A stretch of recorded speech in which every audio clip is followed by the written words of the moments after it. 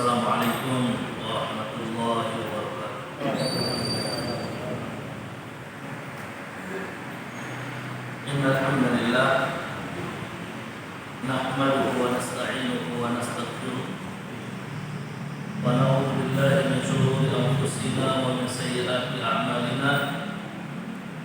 Man yahdihillahu fala mudilla lahu wa man yudlil fala hadiya lahu. Asyhadu an la ilaha illallah wahdahu la syarika lah wa asyhadu anna Muhammadan abduhu wa rasuluhu la nabiyya ba'da, amma ba'd. Kaum muslimin dan muslimat rahimani wa rahimakumullah. Pada khutbah Jumat tadi kita sama-sama merenungkan beberapa hal yang menjadi titik lemah daripada umat ini, sehingga kita harus mengetahui dengan seksama apa yang menjadi persoalan besar yang kemudian kita merenungkan apa yang menjadi solusinya, sehingga kekhawatiran kita dan apa yang dikhawatirkan oleh Nabi Shallallahu Alaihi Wasallam mudah-mudahan itu belum terjadi pada masa kita atau pada generasi kita. Selanjutnya, pada malam ini kita juga akan mencoba merenungkan satu hal yang tidak kalah pentingnya, yang berkaitan dengan cara-cara syaitan menyesatkan manusia.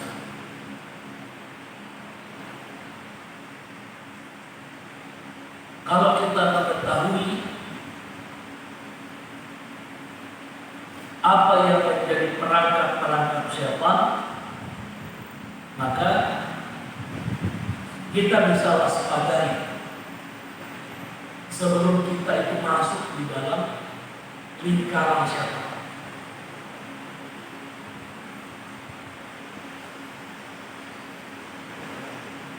Orang-orang munafik digambarkan oleh Allah Subhanahu wa taala bahwa mereka itu termasuk dalam golongan orang-orang yang dikuasai oleh syaitan. Kemunafikan mereka, kedurhakaan mereka itu tidak lain karena mereka itu sudah dikuasai oleh syaitan. Sehingga Allah Subhanahu wa taala memberikan gambaran bagaimana mereka itu. Allah mengatakan istahwadha 'alaihim syaitan. Mereka itu sudah dikuasai oleh syaitan. Sehingga kita lihat terkadang ada orang yang sangat jauh daripada hidayah Allah Subhanahu wa taala. Bagaimana mereka? Mereka itu pemikirannya selalu bertentangan dengan syariat Allah Subhanahu wa taala. Karena mereka sudah dikuasai oleh syaitan. Jadi pemikirannya kacau. Apa yang menjadi buah pemikiran mereka pun tidak jauh-jauh dari kesesatan. Karena yang mendasari pikiran mereka, hati mereka itu sudah dikuasai oleh syaitan. Sehingga apa yang kemudian menjadi pikiran mereka, perbuatan mereka, tingkah laku mereka itu tidak jauh-jauh daripada cara-cara syaitan. Jadi pemikiran mereka, konsep-konsep mereka,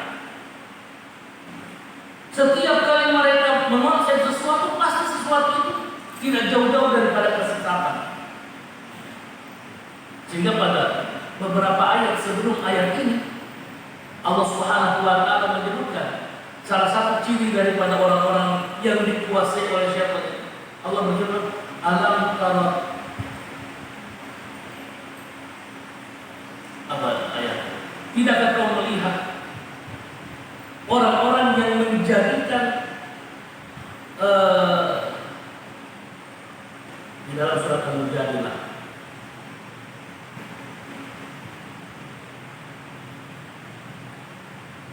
surat Al-Mujadilah ayat ke-19.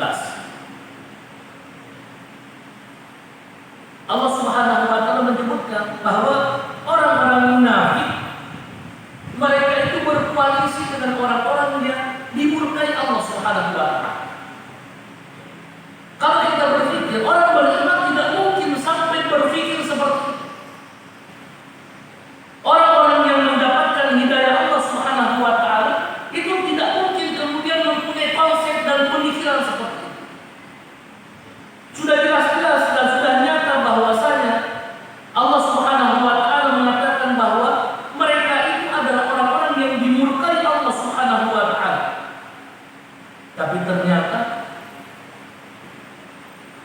golongan orang-orang munafik ini kemudian mengambil jalan yang berseberangan dengan jalan-jalan hidayah, jalan-jalan petunjuk. Kenapa demikian? Allah mengatakan istahwadha alaihim syaitan. Karena mereka itu dikuasai oleh syaitan. Fa'ansahum dzikrallah. Yang kemudian menyebabkan mereka itu lupa kepada Allah Subhanahu wa taala. Dikuasai oleh syaitan, kemudian mereka lupa kepada Allah Subhanahu wa taala. Ulaika hizbus syaitan. Yang seperti ini adalah golongan pengikut-pengikut syaitan. Hizbus syaitan. Ala inna hizbas syaitan humul khasirun. Sungguh pengikut syaitan, golongan syaitan itu termasuk golongan orang-orang yang buruk. Jamaah yang dimuliakan Allah Subhanahu wa taala. Nah ini kita lihat bukan cuma pemikiran mereka saja. Bukan cuma konsep-konsep mereka. Mentalitas mereka pun itu tidak lepas daripada pengaruh syaitan. Aktivitas mereka itu adalah aktivitas-aktivitas yang nyata jauh daripada petunjuk Allah. Yang mereka perjuangkan itu tidak lagi memperjuangkan syariat Allah Subhanahu wa taala. Mereka cenderung bergabung dengan orang-orang yang jelas-jelas kesesatannya dalam hidup. Belum lagi kalau kita berpikir atau berbicara tentang manhaj. Mereka sudah pasti jauh daripada manhaj yang benar. Selain daripada itu, kita juga mesti mendeteksi atau memahami dengan baik apa yang menjadi khutwah, apa yang menjadi langkah-langkah syaitan yang disebutkan Allah Subhanahu wa taala, la tattabi'u khutuwat syaitan. Inna syaitana lakum aduwwun mubin. Langkah-langkah syaitan itu seperti apa? Para ulama kemudian merumuskan ada beberapa khutuwat syaitan, langkah-langkah syaitan yang harus kita waspadai. Yang pertama, khutuwat syaitan itu adalah waswasah, membisikkan sesuatu di dalam hati manusia, membisikkan sesuatu yang buruk,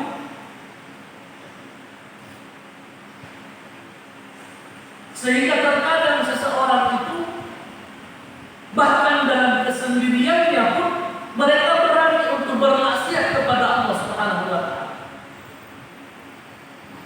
Tidak ada orang lain, tidak ada yang pengaruhi dia, tapi dia terdorong untuk melakukan kemaksiatan kepada Allah Subhanahu wa taala. Karena dibisiki oleh syaitan. alladzi yuwaswisu fi sudurin nas minal jinnati wal ins. Ini kita harus waspadai. Banyak-banyak beristighfar, banyak-banyak membentengi diri dari gangguan-gangguan syaitan. Sehingga ada ulama yang mengatakan jangan kau pancing-pancing kesabarannya syaitan dalam menggoda manusia. Syaitan itu sangat sabar di dalam menanti kapan kira-kira ada peluang untuk menggelincirkan manusia. Begitu ada kesempatan, dia tidak akan pernah lewatkan kesempatan.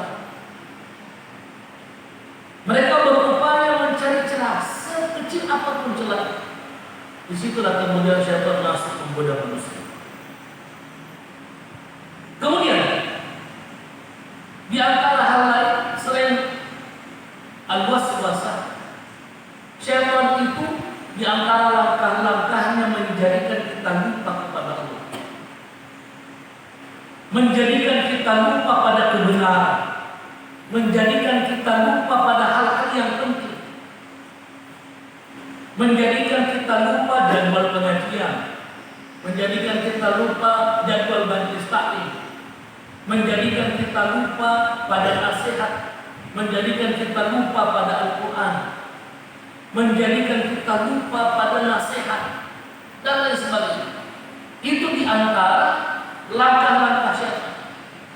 Kalau kita ingat terus tentang kebenaran, dan itu diceritakan oleh Allah Subhanahu wa taala di dalam surat Al-Kahfi, "Wa ma amsanihu illa syaitan an azkur." Tidaklah saya lupa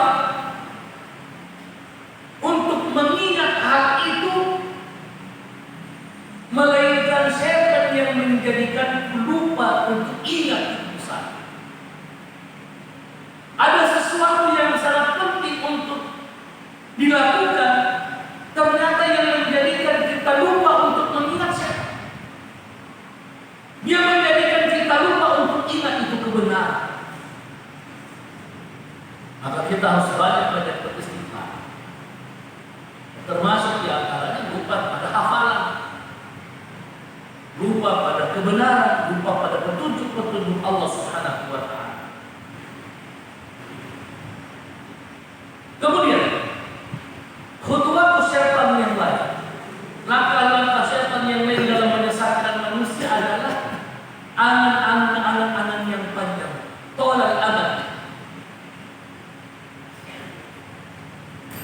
Terlalu panjang kita berangan-angan, menjadikan kita itu seperti tidak hidup di zaman sekarang. Terlalu tinggi kita punya angan-angan, sehingga kita banyak menghayal. Ternyata itu juga perangkap syaitan. Allah Subhanahu wa taala berfirman, bagaimana syaitan itu, iblis itu bersumpah, wala udillannahum wala umanniyannahum, sungguh pasti ya Allah, aku pasti akan menyesatkan mereka dari jalan yang benar. Wala umanniyannahum, dan aku pasti akan menjadikan mereka itu panjang angan-angan. Cita-citanya terlalu tinggi sehingga dia tidak hidup di masa yang akan datang. Dia juga tidak sanggup untuk menikmati hidup di masa sekarang. Tidak jelas. Ada orang biasa terkadang kalau kita kembali cerita, bercerita tentang cita-cita ratusan triliun. Saya pernah dapat orang cerita yang dia mau kejar hartanya di Indonesia. Ada katanya hartanya Indonesia di luar negeri, itu yang kita cari. Ratusan triliun, saya bilang yang jelas-jelas belum kerja. Sekarang kita tidak ketemu-ketemu uangnya. Panjang angan-angan. Ternyata itu cara syaitan. Dan Allah mengatakan wala umanniyannahum, dan itu disebutkan oleh syaitan di antara langkah-langkahnya dalam menyesatkan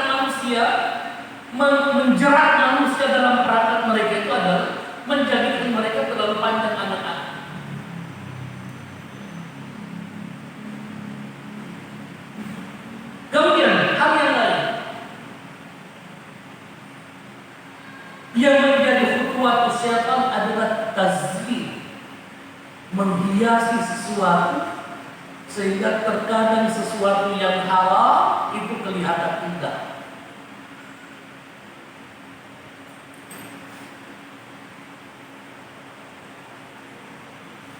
Menghiasi kemungkaran sehingga terkadang kemungkaran itu lebih menarik daripada kebenaran.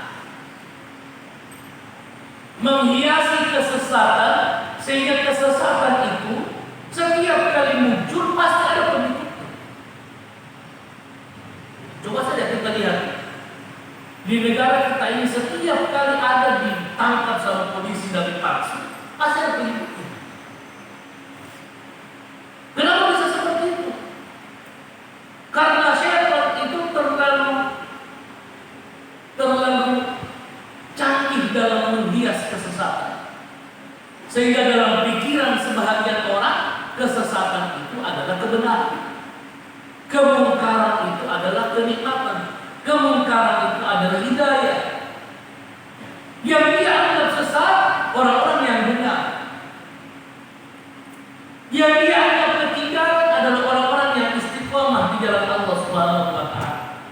Kita lihat, ada orang yang mengaku bisa gandakan uang, banyak juga orang terkecoh.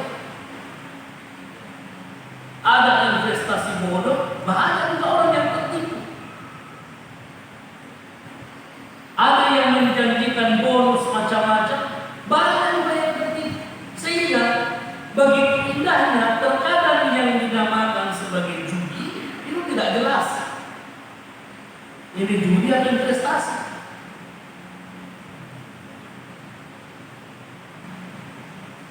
Sehingga tidak jelas antara ini transaksi yang halal atau ini riba.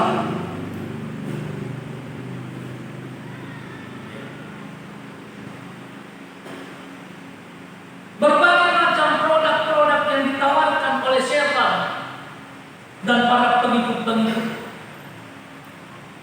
transaksinya tidak jelas. Apakah ini pinjaman atau transaksi jual beli atau apa?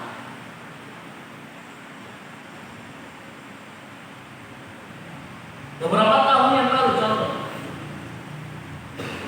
ada banyak di sekitar kita itu menawarkan keuntungan sekian, kita cukup investasi 1,5 juta satu orang, bulan depan kita dapat bonus sampai sekian bulan.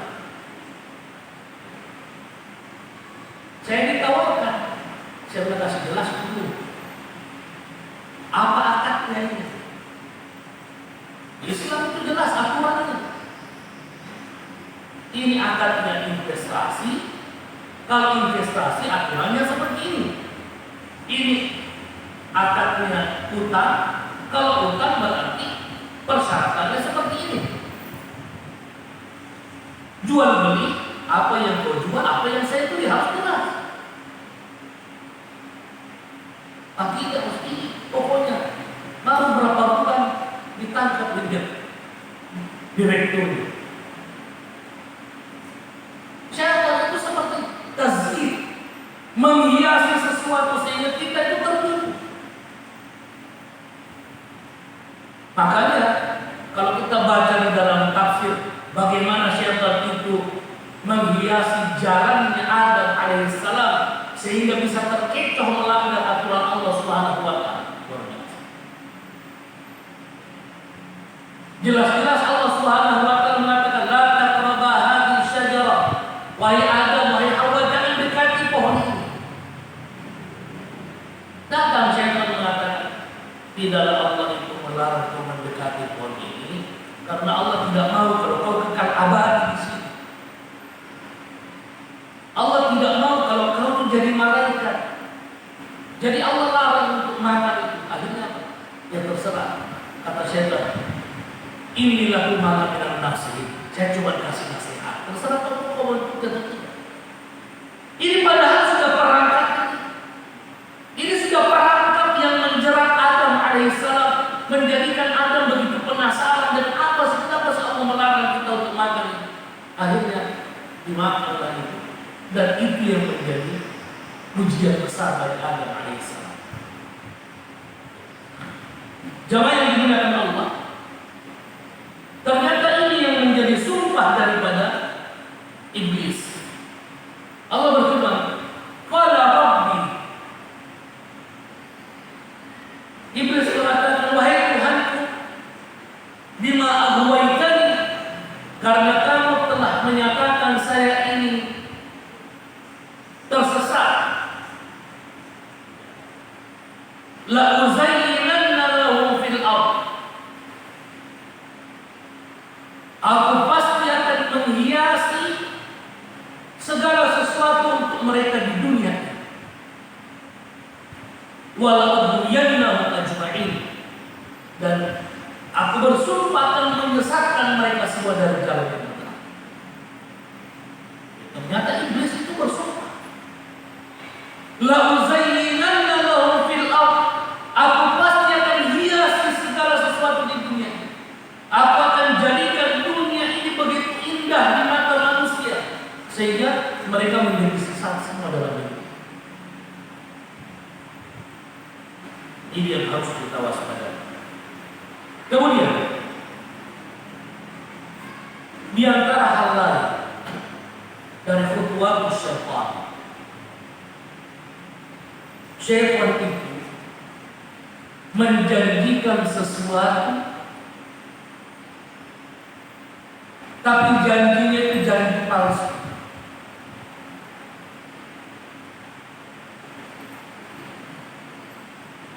Dia dengan berbagai macam cara kemudian menitipkan atau membisikkan kepada kita semua janji-janji yang tidak jelas. Semua jalan yang mereka tawarkan ada janjinya. Kalau lewat sini akan seperti ini. Kau mengambil pilihan ini akan seperti ini kau dapat. Tapi semua janji syaitan itu adalah janji yang palsu. Tidak ada jaminan bahwa orang yang kemudian mengikuti apa yang diinginkan oleh syaitan berhasil, tidak ada. Semuanya janji palsu. Makanya Allah Subhanahu wa taala menceritakan bagaimana kemudian iblis di akhir daripada kehidupan dunia ini, setelah yaumul hisab, setelah hari perhitungan amal, dimasukkanlah orang-orang penghuni surga ke dalam surga, dimasukkanlah penghuni neraka ke dalam neraka. Dan Allah Subhanahu wa taala menyampaikan apa yang menjadi khutbahnya iblis di hadapan para penghuni neraka. Iblis kemudian mengatakan, wa qala syaitan, seperti yang diabadikan Allah dalam Al-Quran, berkatalah syaitan, pemimpin syaitan, lamma qudiyal amr, ketika yaumul hisab, hari kiamat itu terjadi, dia mengatakan, innallaha wa'adakum wa'dal haqq wa'dal haqq, innallaha wa'adakum wa'dal haqq, sesungguhnya Allah menjanjikan bagi kalian itu janji yang benar. Ini dia sampaikan di hadapan para pengikut-pengikutnya yang masuk ke dalam neraka bersamanya. Innallaha wa'adakum wa'dal haqq, sungguh Allah telah menjanjikan bagi kalian janji yang benar. Wa wa'adtukum, dan aku pun menjanjikan sesuatu kepada kalian. Fa akhlaftukum, tapi saya selisih janji. Saya menjanjikan kepada kalian, tapi saya tidak penuhi janji. Aku khianati kalian. Tapi hari ini, wa ma kana li 'alaikum min sultan, hari ini pun saya tidak berdaya. Saya tidak punya kekuatan sama sekali untuk memberikan syafaat, untuk memberikan pertolongan, atau untuk meringankan sedikit pun daripada azab Allah Subhanahu wa taala. Persoalannya, kata iblis, illa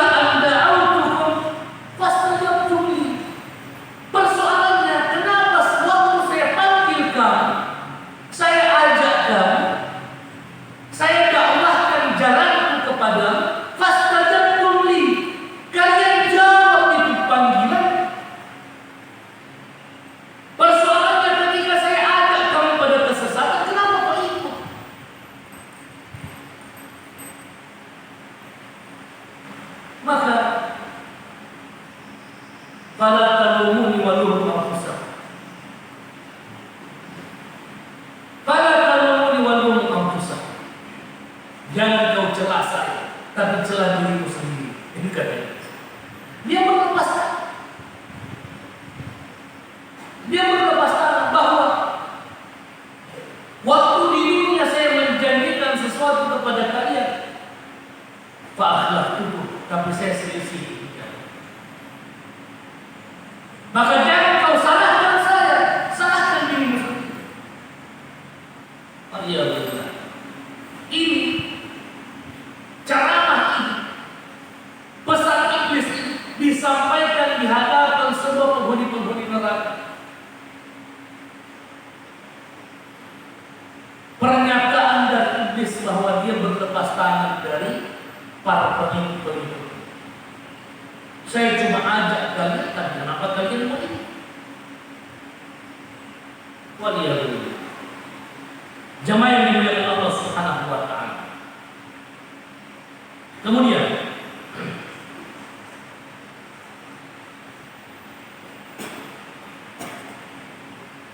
hal yang lain,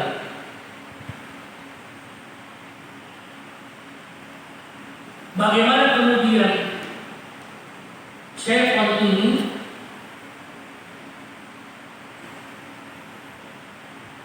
menyesatkan manusia.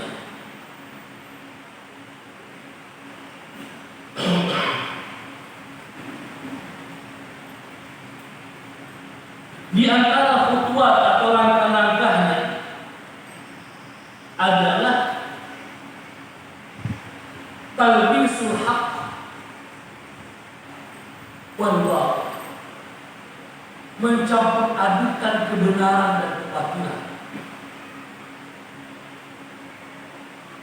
Ini jadi satu problem. Mencampur adukan antara kebenaran dan kebatilan. Ini bisa menjadi fitnah besar. Apalagi yang berkaitan dengan agama, berkaitan dengan syariat Allah Subhanahu wa ta'ala. Orang yang tidak paham agama kemudian meramu urusan agama ini dan menyebarkan syubhat di tengah-tengah masyarakat, sehingga bermunculanlah yang namanya aliran-aliran sesat di masyarakat dengan ajaran-ajaran hasil karya mereka sendiri, tidak lagi berpedoman dengan Al-Quran dan Sunnah. Ini kan fatal. Ini fatal. Sehingga dahulu kita lihat ada orang yang sholat pakai bahasa Indonesia, sholat pakai bahasa Indonesia. Ada orang yang jual kunci surga pakai bahasa Indonesia. Ini yang bahaya. Padahal dahulu orang-orang Bani Israel diceritakan oleh Allah Subhanahu wa ta'ala, mereka melakukan sesuatu yang haram, memutuskan sesuatu dengan cara yang memutuskan sesuatu untuk melakukan sesuatu yang haram. Mereka perintahkan orang untuk melakukan sesuatu yang haram, padahal dia paham bahwa ini haram. Karena perlakuan itulah yang kemudian Allah mengancam mereka dengan azab Allah Subhanahu wa ta'ala. Kenapa kau memutuskan hal ini padahal kamu tahu bahwa ini adalah haram? Sehingga Allah mengatakan, afatu'minuna bi ba'dil kitab wa takfuruna bi ba'd. Apakah kalian itu beriman terhadap sebahagian Taurat dan kemudian sebahagian yang lain kalian kufur padanya? Kenapa Allah mengatakan demikian? Karena dia, orang-orang Bani Israel pada saat itu melakukan sesuatu yang haram, yang dia tahu bahwa ini hukumnya haram.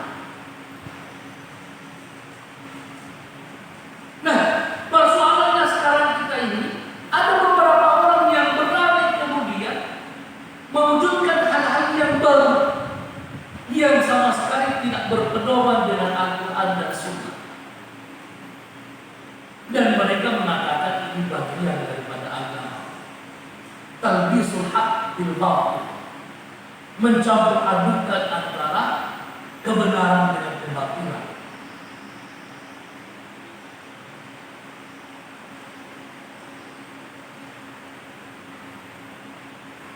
Kemudian hal yang lain adalah di antara cara-cara syaitan, khutwah syaitan itu menjadikan kita itu takut, membisikkan di dalam hati manusia rasa takut. Takut untuk apa? Takut untuk menjalankan kebenaran.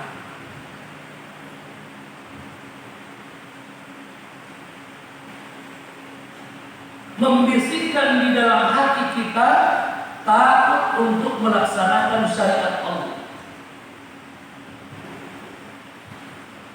Takut untuk sedekah.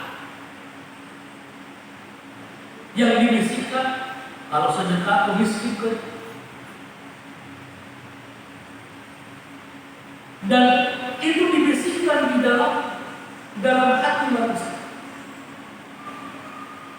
Ketika seseorang itu takut untuk menyuarakan kebenaran, takut untuk menjalankan kebenaran, takut mendakwahkan kebenaran, yang muncul nantinya pribadi-pribadi pengecut, al-jubn. Berani itu lawannya jubn. Orang beriman harus berani mendakwahkan kebenaran, berani mengamalkan kebenaran, berani menyuarakan kebenaran. Tapi siapa menggoda manusia untuk tidak berani dalam menjalankan kebenaran? Akhirnya yang muncul adalah pribadi-pribadi pengecut. Inilah pribadi yang disukai oleh siapa? Dan ini diminta oleh Nabi SAW, diajarkan kepada kita semua satu doa agar kita terhindar daripada sikap pengecut. Allahumma inni a'udzubika minal hammi wal hazan, wa a'udzubika minal ajzi wal kasal, wa a'udzubika minal bukhli wal jubn. Ya Allah, aku berlindung padamu daripada gundah dan kesedihan. Aku berlindung padamu ya Allah dari rasa malas, al-ajz wal kasal, lemah dan rasa malas. Aku berlindung padamu ya Allah minal bukhli wal jubn. Aku berlindung padamu daripada sifat kikir dan sifat pengecut. Dan siapa di antara langkah-langkah khutwah syaitan tahlif, membayang-bayangi kepada kita rasa takut, membayang-bayangi di hadapan kita rasa takut miskin, rasa takut berbagai macam. Apalagi kalau sampai pada seseorang itu sudah mulai kena penyakit mental, itu sudah rasa takut yang berlebihan. Rasa takut yang berlebihan, tidak mau ketemu orang. Itu ketika apa? Ketika dia sudah rasa takutnya itu sudah berlebihan, sudah dikuasai oleh siapa, sehingga dirinya tidak punya daya lagi. Saya pernah dapati ada orang begitu, 6 bulan lebih tidak pernah ke masjid. 6 bulan lebih tidak pernah ke masjid. Saya bilang, kenapa dia tidak ke masjid? Harus. Selalu dibayang-bayangi dengan hal-hal. Saya bilang, banyak-banyak berzikir, banyak-banyak baca yang berzikir. Ternyata keserupan.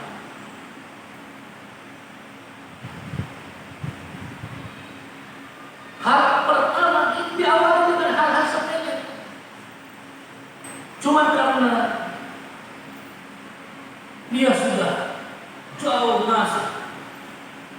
di dalam gangguan syaitan sehingga dia pun tidak berdaya. Padahal Allah Subhanahu wa taala mengingatkan kepada kita semua bahwa tipu daya syaitan itu lemah. Tapi kenapa kemudian syaitan itu bisa menguasai manusia?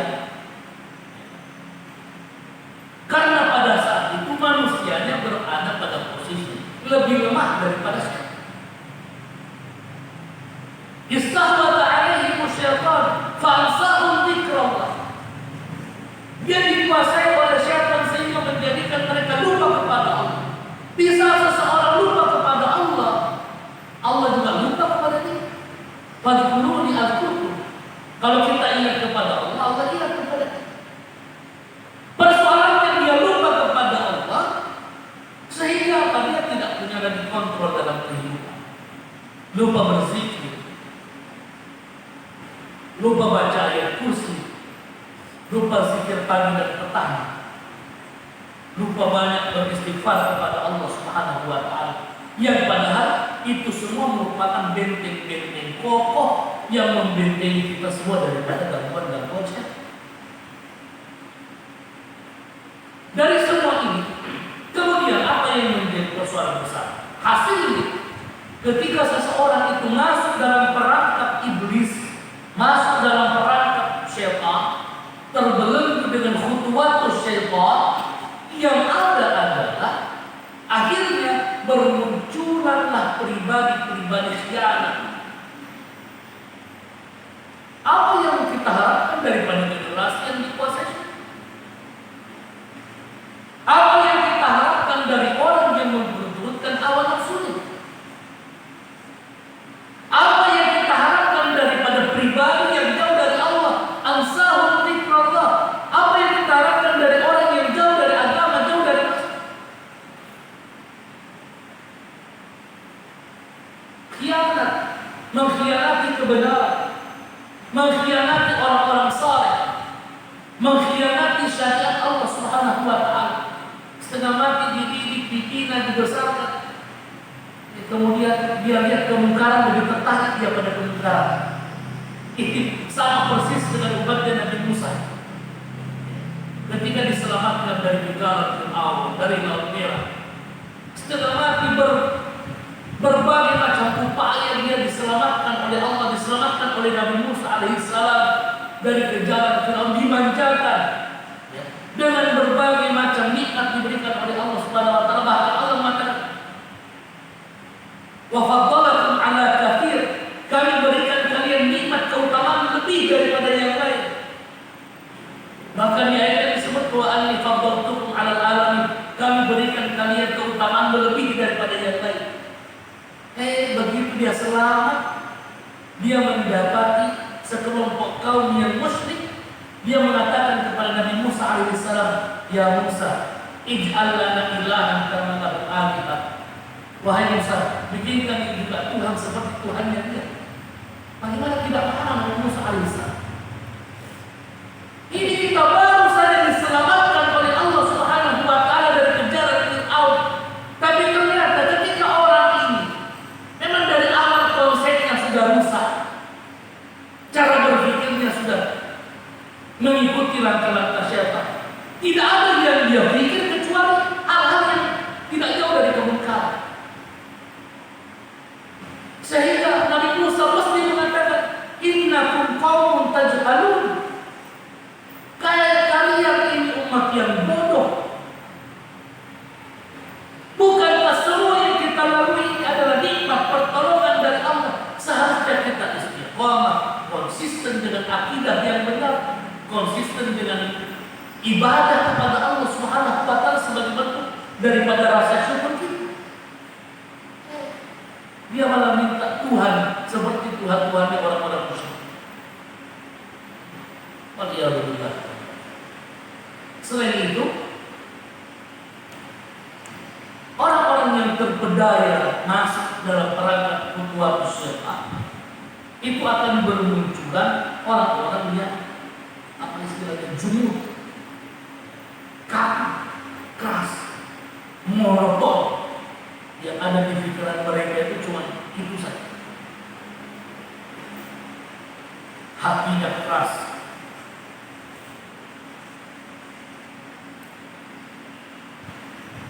tidak mau menerima nasihat,